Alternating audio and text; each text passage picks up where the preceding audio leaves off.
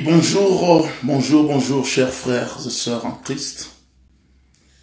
Je saisis juste cette opportunité afin que nous puissions parler d'un phénomène qui fait défaut et dont la plupart de nos compatriotes zaïro-congolais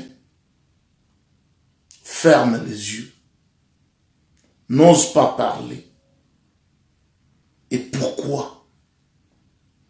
Pourquoi nos frères, nos compatriotes ne parlent pas de ce phénomène qui est en train de détruire notre nation? N'est-ce pas, on dit que la jeunesse est l'avenir du demain? N'est-ce pas, pendant 20 ans, ceux qui sont au sommet de notre nation ont détruit le système éducatif de notre mère patrie? Est-ce que nos compatriotes ont déjà compris que nous sommes dans un danger permanent et ça risque de prendre l'avenir de nos enfants? C'est très dangereux. Alors rester bouche fermée, c'est une infraction de non-assistance à une personne en danger. Aujourd'hui, je me lève un peu pour essayer de parler de ce phénomène qu'on appelle Ujana. Po tandis que ngata nazana mobali na ye etika mukia simba nzambe menazo misie wana tali ke no moya zo nganda ko yate tandis que Ujana na ayebibie ko balula zo baluse na mbetu wana tanga tali te yonde makambo siko yebisa ngai. Ujana, c'est la pédophilie. Je vois que le peuple congolais commence à devenir comme les musulmans qui ne lisent pas le Coran, mais qui sont fanatiques de l'islam. Parce que c'est bien, mais toloba tokoyi kotika makambo oyo boete awa biso tofandi tozosepela nalobi ke peuple congolais tozokoma baveugle net la plupart ya nos confrères musulmans oyo balandaka islam batangaka Coran te bayebi makambo ekomani na Coran te bakoma na bango kaka kolanda charia bavure nyonso oyo par exemple Mahomet asala parce que Mahomet c'est le plus grand pédophile mais balobaka yango te baapprouva yango et comment normal donc mabe ekomi malamu baapprouve yango bavalide yango. Mahomet abala mwana ya 9 ans. C'est la pédophilie oyo ezali condamnable na loi mais à cause ya aveuglement ya islam balobelaka yango te. Phénomène autosobenga lelo phénomène Ujana na mboka na biso, mais c'est la pédophilie. No bano bo pusaka ba parents na bino ba papa na bino na banda ko bala la kana de mo bala balusaka nga na brikata ko balola na balola tala te ta mwa musakata yo mo balo yo okuta yo okuto ye ba kuta yo kotoboka yo na liboso na sima na mato nyoso tu yo soboka leki lutu na endurance yanga leki ngulu na lengi na leki taba na gu so tete mboyo meki balobi na ba position ya mbetu ya mwasi na bobali bozate sutu yo kuto zate tika ba beza munene muta pema bazo bongo kutu Michel pane toganga ka ba marque du tout pédophile boy na boy toganga ba pédophile. Mais pourquoi lelo tozokoka ko dénoncer phénomène wana te bazwa esprit ya ba congolais tala il faut tozala ba responsable. Mwana na oya mwasi ataza kitoko ndenge nini ataza aza mwana na yo okoki jamais, je dis bien jamais, komitika na niveau olandaye parce que c'est ta fille. Bana oyo batwaza lelo kotala bazo sepela phénomène Ujana. Mais tant ozo sepela l'éducation mwana wana po aza mwana muke aza na besoin d'encadrement.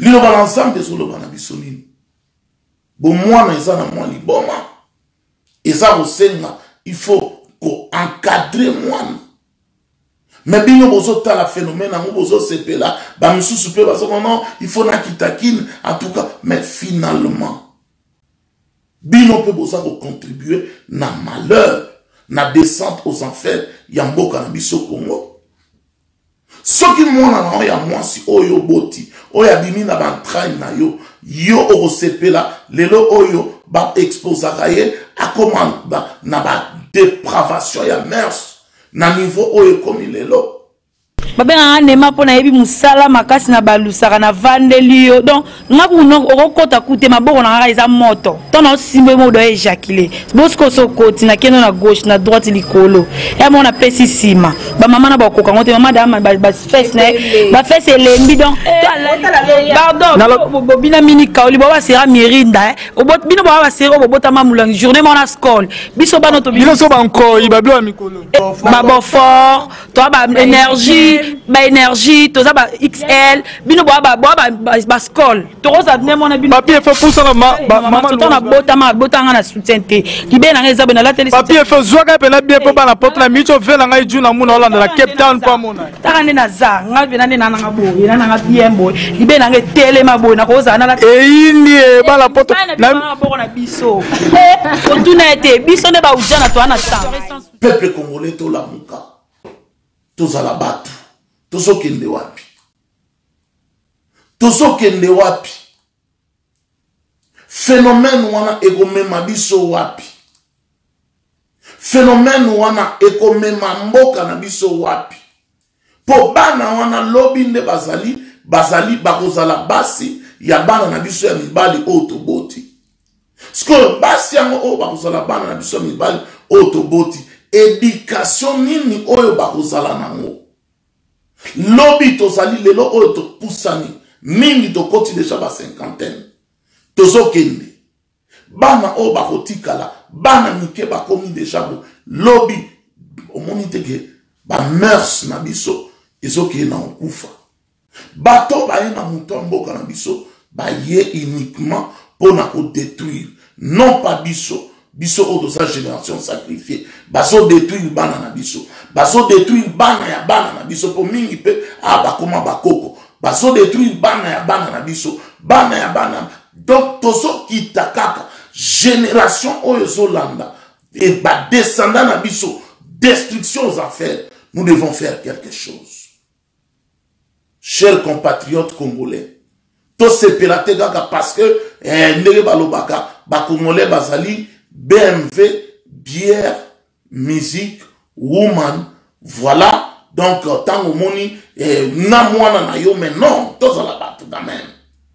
Tous à la batte papa, tous à la batte maman, tous à la batte responsable, tous à la batte parents. Et là, au ligne Rolanda, et pas moi na mouké. Mouto ayebi ko s'entretenir te. Alors, malamongo obimi, obozo sepela, parce que, bozo zwango, bozo mona phénomène ango, allez. Comme Congolais a joué à monter, Congolais a joué monter. Awe bimaki dauphin, dauphin, dauphin. Tout le monde va te belé, va bibi na ba dauphin. Dauphin est stylé na monter. Allez, beaucoup de célibiso, moana ujana, tina niveau ya ba politique. Et comme il y a comme on est à blague, mais or, ils allaient phénomène mongo dangereux, ou ils allaient qu'on détruire jeunesse, qu'on détruire banana biso. Le nom oyo batu ba telemi basali ba vidéo na France pona loi Chiapa. Mais c'est la même chose. Toza ko dénoncer loi Chiapa mindele, mais oya biso ya ujana tokangi maboko, tokangi misu, tokangi matoi, tokangi minogo na biso, tozo lo beloko mongo te, tozo sepela na yango, phénomène, on appelle hypocrisie. Mais c'est quoi encore? Non, tout ça. C'est quoi? Eza biloko ezo leka na mboka ya ngai na yo. Yo muto zolanda ngai. To sepeli na ba live to lo baka makambo oyo. Oui, to zolo bela mamba politique, to zolo bela ba candidat. Mais na ba programme ya ba candidat wana soko tali yango, ça laisse à désirer dans mawatro. Mawatro parce que na ba projet de société moko ya bien ezante pour l'avenir ya mboka na biso. Mais comme biso, na ba parti politique oya mboka na biso Congo, au lieu de na ba idéologie, to la narande batu. Eza mawa. Batu o baso kamba ba parti sans idéologie, sans culture politique, sans idéal politique, sans vision politique. Mais beaucoup na batu kaka na befichi ya batu. Or na ba mboka mususu ba parti politique et tambola kande na ba idéologie ya ba grand philosophe, ba grand penseur. Parce que les idées, il y a un au sala que mboka na biso fanda. Mais balobi que la justice élève une nation. Si vous bat mineur wana, bat o basa ko violer bango, bat o basa ko abuser na bango, ba ministre, ba député, ba généraux officiers supérieurs, tous ces gens-là et classe moyenne, pourquoi pas basa ko sala quelque chose? Alors peuple congolais, voilà les grands dangers. Biloro mususu oyo ezali ba sacrifice humain o basa ko sala pour lelo oyo peuple congolais. Atika la kaka na niveau oyo ya destruction massive.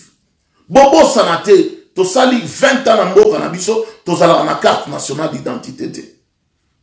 Tokoki ko boya na biso, tokoki ko telemela na biso, tokoki ko vili pande Mobutu jusqu'à ti na ti. Mais l'identité congolaise est comment déjà bradée. Voilà ozomona makambo ezo salama lelo oyo parce que toza lisusu na nation te. Or mission ezaka moko tobungisa identité congolaise. Ndeko nango ko yiko la suédois, oyiko la canadien, oyiko la américain ya da na ba papier oyo zanango. Mais il faut ba yango ke makila oyo za ko circuler na ba veine na yo zali les sang congolais. Na lobara yango Netinga awa na lobaka yango ke je n'ai jamais vu un Suédois noir à Salarati. Et ce retour ninga na ebiso na za congolais. Parce que na senga naturalisation na nga bonne uniforme et puis na code sa passeport na nga congolais ba yebi yango que je suis congolais d'origine. Papa na nga za congolais, maman na nga za congolaise. Ba famille na nga nyos na botami na Congo na kol na tangi na une grande partie retide na nga na Congo na continuer musuna liba. Voilà situation autoza na ngona mboka na biso. Lelo oyo mboka identité congolaise yango wana ezokufa. To identité ezokufa. Makambo nyonso ezokufa. To fandi, to croiser les bras, to beti maboko. Ah, en tout cas phénomène wana to so comprendre te vraiment peuple congolais totika hypocrisie. Yo ozo tala ba vidéo ba émission ozo sala ba boja ozo sepela nango ba nsuku bazo ba soki na kekin donc ba série wana nde. Alors netitos komi na banti valeur. Ba papa we ba yela ki biso ba fioti ba kamuke boye na bo. Ça dit mabe komi malamu komi mabe. Tozo kende wapi? Mutu akotele mapalo ba phénomène wana azate. Mutu nyonso akomi na eka kako sepela na mabe. Ah tolo bela kaka mabe, to blague na mabege. Non, babiloko mususu. Il faut to bima na plaisanterie. Bato bazali na kati ya plaisanterie, ya ba rolinga ko politiser pédophilie. Bokomi ko politiser yango bozui yango boza ko se ko plaisanter na niveau moko boye. Oyo ekomi ko pesa vraiment kanda. Moni ndenge zao, je ne comprendre bien. Et ça m'a cambo en foot, mais ça sorcier. Position yof nazali. Na mema papa na gauche, na mema droite. Nazaka nae. Ya otenga manazaka. L'essentiel na sanini na balola. Est-ce que yenda zabongo abalu saka mobali nae? Akomi saka mobali nae? Situation oyo, il faut to jouer au sérieux. To ça na makambo ebele oyo il faut to lobela. Peut-être le temps nous fait défaut. Chers compatriotes congolais, bino bandeko obozo landa biso. Tozwa au moins courage wana to dénoncer bamabe. To dénoncer yango. Ko dénoncer la politique ça bien. Ko dénoncer occupation ça bien. Ko teleme la ba opposition ça bien. Ba vatar politique union sur tozo teleme la bango c'est bien. Mais to teleme la paix ba dépravation de mœurs. tant biso to tangaka ezalaka na éducation civique. Yango oyo lelo oyo ba français ba lobi ke na rentrée en septembre baza ko code sa éducation sexuelle ko pesa sexualité de 0 à 4 ans. Eloko nini eza na mutu na bango parce que awa na Occident dépravation des mœurs ezali. Na Scandinavie ba voisin na biso na Danemark ba légaliser même une loi que moi si mutu awi ko bala mbwa. Ça dit, nous avons un niveau de dépravation des mœurs. Mais biso toza quand même batu oyo toza na culture na biso. Toza na ba mœurs na biso, toza na ba coutume na biso. Alors tout élément to défendre la culture congolaise. C'est très important. Il est temps to tikana ba biloko pambala. Tozo landa batu. Batu wana bango moko kutu donc bazako s'en fout. Donc il s'en fout na génération oyo future. Bango bazotala ba intérêt na bango. Bazotala ke lobi bazala bien. Voilà au mon cher compatriote, moi révolte matinale oyo nazalaki nango après avoir na sisaki moi prière na ngai dévotion, intimité na ngai na Nzambe. Nangana parler moi mouke na phénomène oyo ujana oyo lelo eza osala ampleur na mboka na biso oyo lelo oyo Satan a quitté na niveau ya ko détruire bana na biso ko détruire avenir ya ba couple ya bana na biso ba famille na bango lobi. Parce que basi on ande barozala, basi o barobala, parce qu'ils ont l'âge. Mais barobala basi moko oyo baza déjà pourri, oyo bazali déjà na ba dépravation des mœurs le plus avancé et bozo imaginer ba dégâts collatéraux oyo ko salama na ba couple wana. Donc tozo kende wapi. Peuple congolais, nous devons arrêter cette hémorragie. Il faut tout arrêter l'hémorragie wana. Il faut que télémela parce que biso na diaspora tant que télémela que loko ba biso mutokoma ko pesa ligne de conduite ya makambo. Soki to télémela loko ki chasse ko yoka. Komwe ko yoka pe ba non net to télémeli yango il faut to tika. Ba musiciens lelo bango nyoso bomoni ba komi ko postuler mais ba lobaka na biso que ce sont des anti bazaba apolitiques. Maintenant, lelo basali revirement, il y a 180 degrés bakomi en politique. Parce que to télémena qui bango avec les dépravations de mœurs. La musique, ce n'est pas les insanités. La musique n'est pas Robini Sabana, Mitakala, à moitié nu, ce n'est pas ça. Oh, basolo baketoso ko ma culture. Mais non, culture yango anate. Dépravation de mœurs, na culture ya peuple, exact biloko mi balé. Alors, il faut pas se documenter. Moi, je ne crois pas que le ministère, il y a culture et art uniquement pour la dépravation des mœurs. Je ne crois pas. Ce n'est pas le rôle, il y a ministère. Voilà. Culture congolaise. Ce n'est pas la moitié nue. Non, ça ce n'est pas. Ça c'est la honte congolaise. Voilà. Les lois, moi, on a partager par rapport, il y a situation, il y a où Djana. Vraiment, chapeau bas, ma fille, moi, na malamu, Enrique Yeta, na moni, pasteur, apôtre Dona Bukaka, na ISA, vraiment, ba mote belé. Thierry les commandos, merci vraiment, pour Nathan, oyo disposer, moi, mouké, bokoka, juste en est rien du temps. Obi bilo monsieur senga ate tolo belebele tolobi moi muke natan record bozwa mo bomeka ko partager yango toza na besoin lobi ke mboka na biso ezala bien jeunesse na biso o baza avenir ya demain bazala batoyo baza na ba valeur hein bazala batoyo baza ko défendre ba mœurs na biso bazala batoyo baza ko défendre culture na biso ndenge zalaka et puis bazala batoyo baza na sens ya responsabilité. Moi je crois que ko sepela na biloko wana c'est une forme de l'irresponsabilité. Alors soyons responsables, tozwa avenir, to préparer avenir, to léguer. Et l'obi to rotige la bana na biso nini. Qu'est-ce que nous allons laisser à nos enfants? Et tant barota, qu'est-ce que nos parents ont fait? Le loro tozo bunda bunda, to se réfère à comment na ce que nos parents, nos grands-parents ont fait na époque ya ba colon. Pendant qu'ils étaient colonisés, ils ont fait quelque chose, bah l'État qui type bah soit qui bah indépendance, y a pas qu'au-il bien qu'ils ont indépendance totale. Mais bah faire partir quand même bah colon. Et biso aussi, nous devons aussi évoluer dans ce sens-là.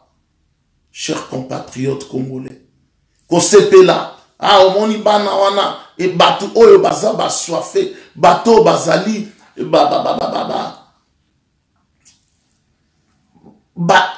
obsédé sexuel. Vous me permettez-moi l'expression, bozo sepe là, omona bana wana amike. Non! Na âge na yo kokigo bimana bana wana te, baza bana ya mike. Bazali bana na yo. Ça là que bazane di bana na yo oyo boti. Est-ce que yo ko bimana bango? Moi ça ya kanyo na nzoto asindo. Il y a d'ailleurs une complicité entre ba papa na bana bango basi. Mais jamais beaucoup comme obanda toujours pour orienter. Tozwa bango neti bana na biso poto ko bimia na situation oyo. Je crois Nasuki Awa, parce que le temps nous est imparti, nous avons un programme sous Kolo A Pambolabino. Merci beaucoup. Ciao.